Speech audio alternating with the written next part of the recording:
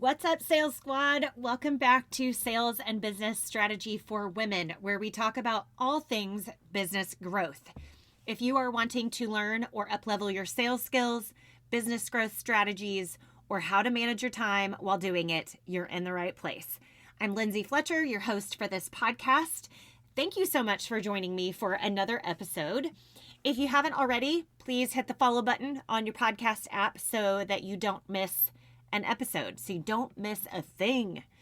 I do podcast episodes that launch on Tuesdays and Fridays, so you can grab a quick tip here and there throughout your week. And today, my quick Friday sales tip is how to simplify the closing of a sale and the follow-up process. Lots of people think of closing as closing the big sale, signing the contract. They pay for the thing.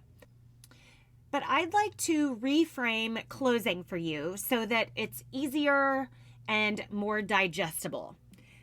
Going forward, I want you to think of closing as closing the conversation or as a call to action, a CTA, rather than closing the sale. When you close the conversation, you are asking them to move forward to the next steps with you.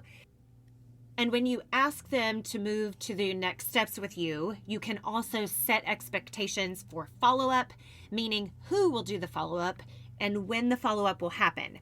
When you ask them to move to the next steps, you are getting agreement from them along the way. And then closing the conversation ensures that the customers are comfortable moving forward. It lets you know the expectations of both sides, and it also makes them feel better about asking questions and presenting objections or obstacles or potential roadblocks that might come up along the way. It allows you to ask more questions, and you know how I feel about that. You need to listen more than you talk. You need to ask more questions and you need to listen. And closing the conversation or having a call to action with each conversation helps you move that forward, but it also opens the door for more conversation to happen. Let me give you some examples of closing the conversation.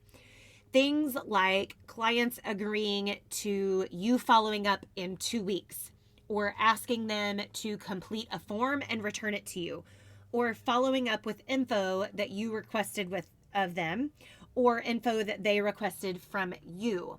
When you close each conversation, you are making it easier on yourself to then close the sale so that you can make money and you can grow your business and you can continue serving them and serving more customers in the future. You've gained agreement at each step along the way to move the sales train forward to the next stop.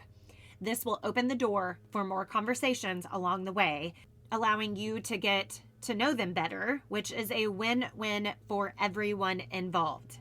Okay, my Friday tip was less than 5 minutes, but I hope that this tip was helpful for you and that you think through how you can use this in your next sales and business conversations. Thank you again for joining me for this episode 31 of Sales and Business Strategy for Women. Please hit that follow button where you listen to your podcasts so that you don't miss a thing. I'm thankful that you're here. I am praying for you and your business, and I will talk with you next time.